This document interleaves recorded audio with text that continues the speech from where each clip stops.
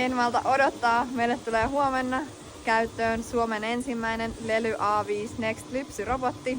Tässä se on. Siinä on vielä portit edessä, nimittäin tässä on vanha ja Tarvis on siellä lypsyllä viimeisiä kertoja. Sieltä niin, ja sieltä saa ruokaa samalla.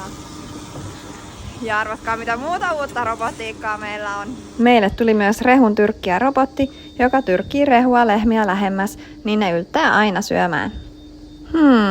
Mutta eihän täällä ole kukaan syömässä. Missäs ne lehmät on? Vielä täällä ollaan pihalla kaikki.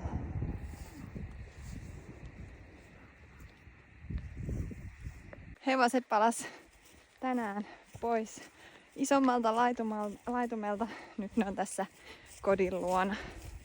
Niin nyt tänne on kasvanut hyvin laidunta. Niin. Täällä on vielä vähän syötävää. Sitten sen jälkeen kuiva heinälle metsätarhaan.